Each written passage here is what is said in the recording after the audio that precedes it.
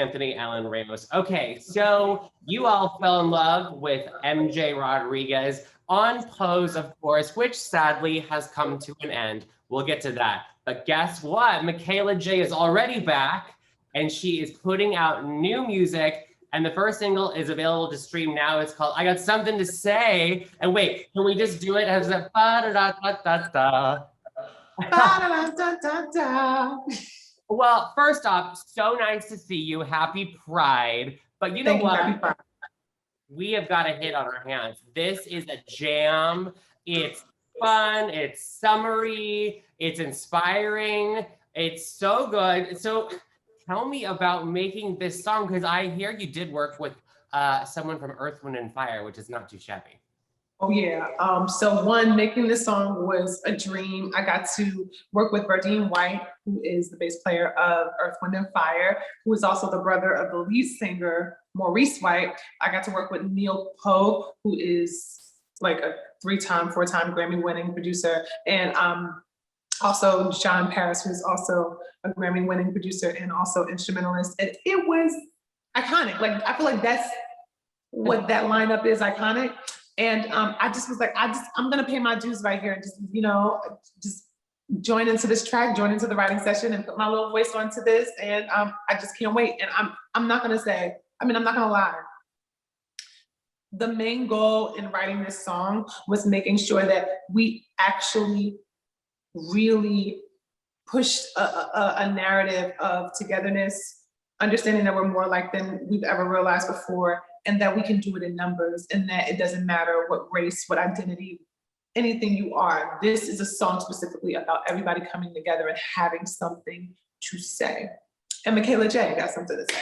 Michaela Jaé, I love it. So, I mean, but obviously there couldn't be a more perfect time. It's Pride Month. We're in the middle of a lot of very necessary change for people of color, for our community. So, you know, also props to you for writing it too. You didn't just go out and sing it, you actually wrote it. I mean, so. Listen, it's not easy.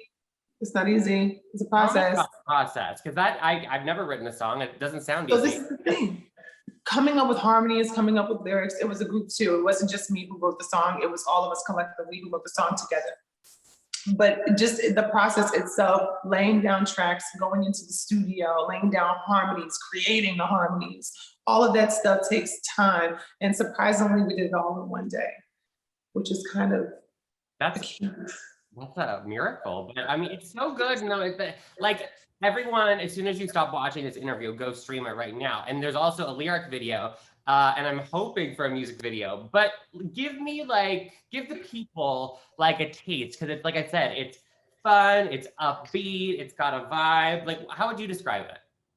I just would describe it as pop, R&B, disco, funk. Yeah. And I lead with pop and R&B because I mean, literally, it's definitely got those hinges of it in it. And also it still has this kind of modern sound to it, even though that it has this retro sound. They all collectively come into one. And it's just an upbeat tempo song to really get you moving. We've been in a pandemic for so damn long, and we are finally being released just a little bit, not completely. And I think it's time. Really, yes. Right. And, you know, I really felt the impact of it the day I performed it.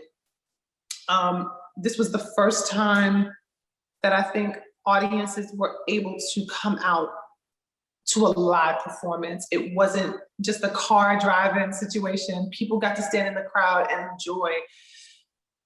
And it was just liberating. I mean, the crowd, the way they give you the energy, the way they were receiving the song, it really made me feel like I was doing my job right. And not to mention, I love giving people a performance, honey. So if you are down to see a girl move, I'm gonna be there. I'm gonna be on that stage and I'm gonna be tearing it up. No, you killed it, everyone. That was at Pride Live Stonewall Day, and you were the big Pride performance. I got to, you know, see you from afar there before you went on. But you know, I mean, you are obviously no stranger to performing. You've done Broadway. You've obviously been on Pose. But were you at all nervous to to have this new song and then to get up and perform it, you know, in front of all these people?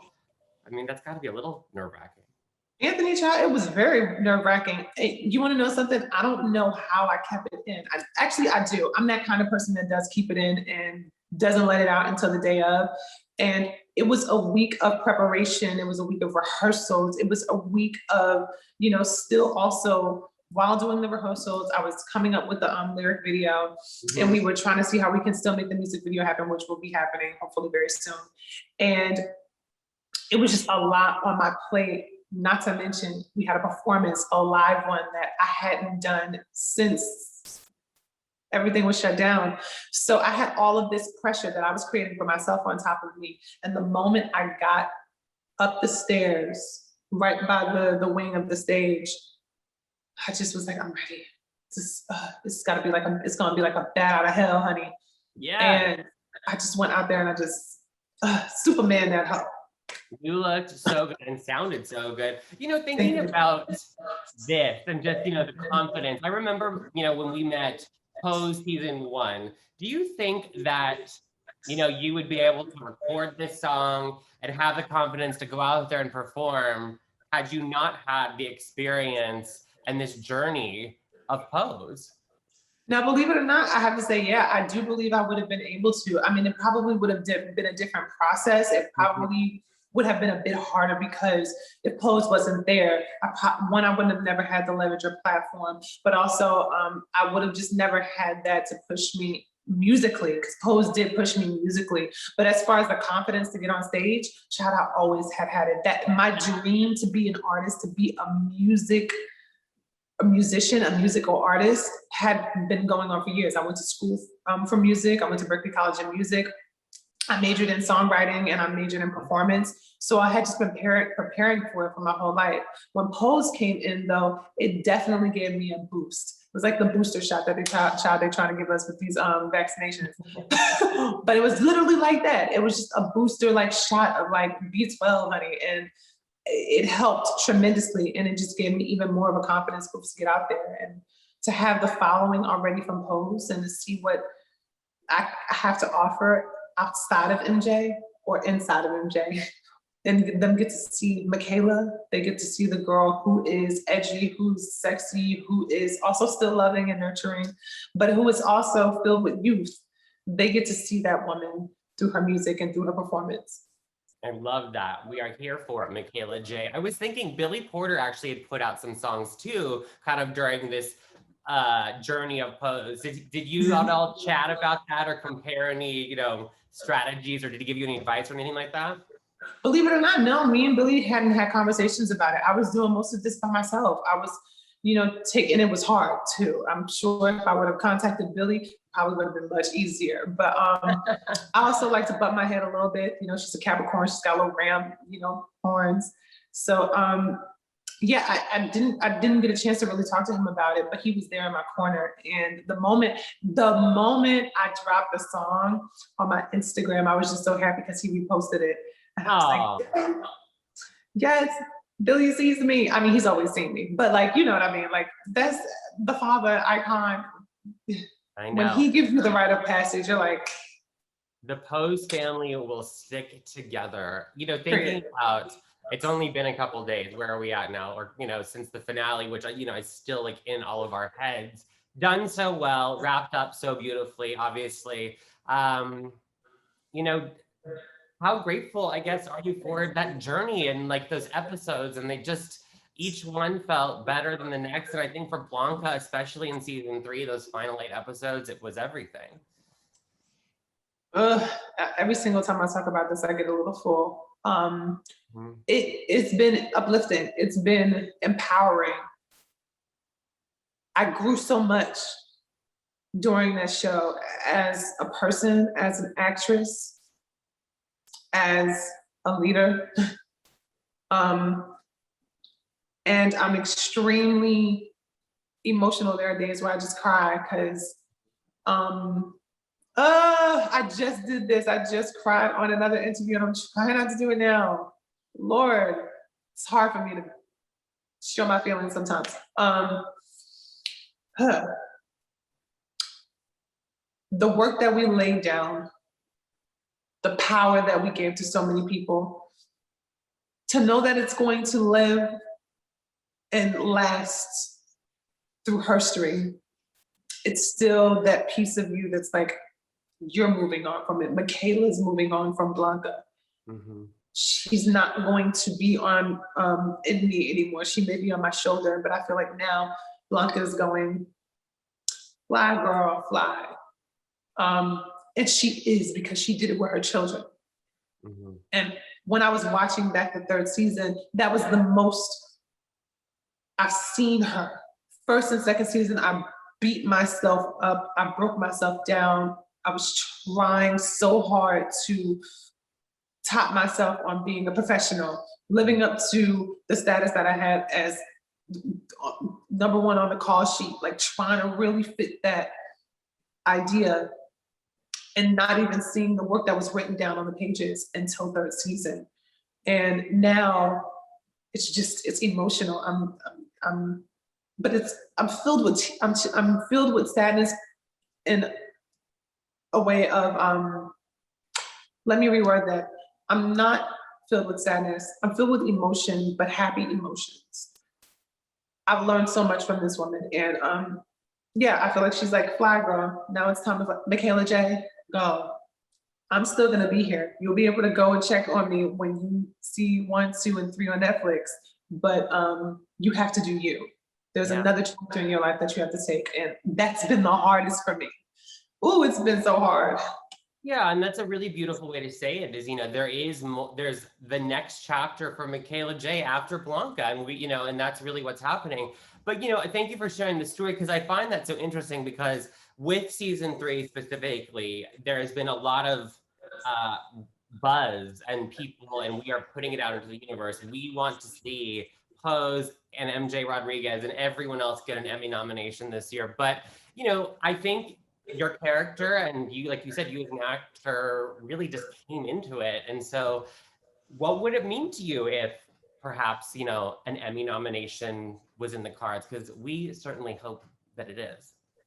And like, I hope and I pray, it's up in the air right now. And if it happens, it happens. And if it doesn't, there's still a world to still live.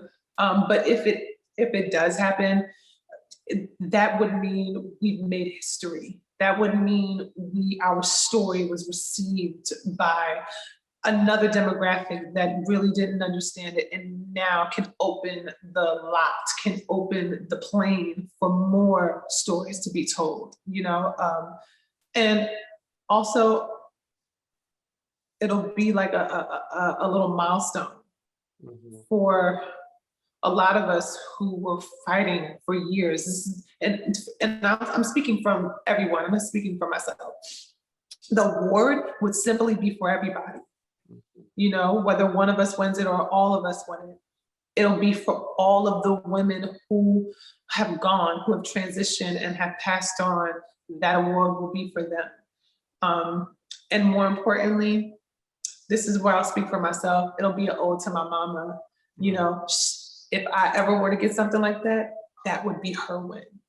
That would be her win, because I feel like my mom has wanted to achieve this in her life and never got the opportunity to do it because of her skin complexion and because of her insecurity due to that, not to be able to do it. She gets to see her daughter, and if that happens, then that means I've won for her. Well, let's put it out there. Come on, we gotta see that happen, because I just, the performance was just beyond, and all we can do is hope, baby. All we can do is hope. And thinking about the impact of all that you do, obviously with Pose and now music, what is it like to, receive these messages from, whether it's trans women or people that are living with and affected by HIV and AIDS because of Blanca's storyline? What is it like when people reach out to you and you see the art that you're putting out into the world is literally changing people's lives and making them feel something about themselves, or, the power to come out or the power to accept themselves? Anthony, it's kind of mind-boggling to see the reception of strong trans women who have lived the life, who are like giving me words of affirmation. It's more overwhelming and mind-boggling to see it from cis women especially cis white and cis Black women, I've never thought that they would actually be receiving motherhood tips from me. That's a key to me. And also, it's a step forward. That means that they see us and are at least trying to see us. And when I receive it from my community, the LGBTQAI community, it just fills my heart. Just fills my heart with joy, because that means I'm doing my job for my LGBT community like how I'm supposed to. I remember the days when I was on the streets, on FaceTime, on Facebook Live, talking about my experience as I was walking down the street, what was happening to me at that moment, and striving while I'm going through it, going to an audition to try to at least get a job, and to now see that my activism is seen through my art, through my music and acting. It means the world. So when I get it from my LGBTQAI community, I'm over the moon. And the only thing I want to keep doing is keep just trying my best to be the example. There's other beautiful individuals out there who are doing it as well, but I have a set goal on love, peace, joy, inspiration. That's it. That's my agenda. Now I can say I have an agenda, and the first thing is love. So if people are receiving that, I've done my job. I mean, love is, I mean, that's it. If more people thought like that, we would be in a much different, better space. Right? Like, I was saying to a friend of mine, I was like, we need to have a trans woman in a big budget, like rom-com blockbuster film, right? And I feel like you could be the one. Like, let's do it. Well, who knows, child? I mean, you better speak that into it. Please, whoever's watching, yeah. I'm here, willing and able and ready. I mean, let's make that happen. But I think that is so important, because obviously the horrible attacks of violence and murders within the trans community, but specifically with trans women of color, if we can get to a place where we can see, someone like you in a big budget film, like that's key to making big change. Do you agree with that? I do. I agree 100%. I feel like the only way for us and our stories to be normalized, if there's storytelling through the film and through television, to see it, to actually see that it's actualized and real, because that's exactly what the audience wants, and that's what they actually receive a lot of their learning from nowadays. Technology is key to everything, So if they're seeing it on a big screen, blockbuster film, they're going to be able to actually receive it and see that it is simply beautiful love, So yeah, I agree with you 100%. All right, that's another one we're gonna make happen. Put it into the universe. Right. Coming back to your music, this jam you just dropped called "I Got Something to Say, Everyone." It's available now for streaming from this lovely woman, Michaela Jaé. But I mean, do we think, is it like one single and done for now? Is there an EP? What are we thinking? Another's I want more. Well, guess what? You can definitely expect that. I'm definitely working on an EP right now. It's hard, obviously, because there's so many things that are happening, but I'm making sure that it happens. And I'm trying to get it out as soon as I can. We've been just trying to make sure that we can get into the studio as much as we can and figure out the songs that we really want to be on this. So yeah, we're making it happen, and I cannot wait for the people to hear it. I can't wait either. I can't wait. There's a music video coming, which is fantastic. And wait, am I making this up, or wait, are you doing something with Maya Rudolph as well? Yes, I am. I'm gonna be in this new show with Maya Rudolph, the icon, the legend. Yeah. You know about her, like SNL all day. She was my go-to when I was going to school and reciting her national anthem. Like, I gagged when I felt, you know what I'm talking about, right? Oh my, when she does that, she's like that normal woman, and she gets the contest to sing the national anthem, and it's like, yeah, the what? So yeah, that one. I sent her a message of that, and she said like, it's like she fell out of it, because that was the thing everybody was looking at. She's silly and she's freaking hilarious, and I can't believe I'm working with her. I really can't. Yeah, also you should, I don't know if you remember, if you don't, you can Google it. Remember when just the Shonda and Vonda, when they were like, the Price is Right girls, right? I mean, there's so many, I love everything. When she was playing Donatella, the list. I mean, so that now that you get to work with Maya, that is so fantastic. Before I let you go, thinking about Pose, I mean, did you get to keep anything? Like, I mean, you know, thinking about the clothes and I mean, did you, or anything? Because I would want to hold on to something if I could.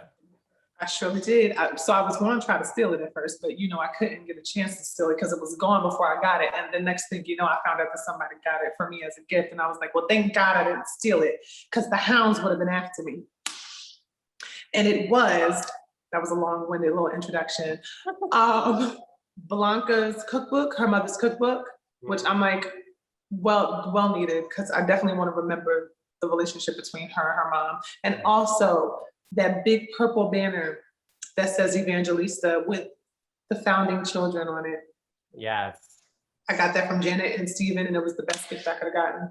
Oh, that's so great. I'm so glad to hear that. Well, Michaela Jaé, I am so excited for you. Congratulations on the new music. And just a reminder, everyone, I Got Something to Say is available to stream right now. There's a lyric video out as well. And Steve told us there's a music video coming in the near future. So yes.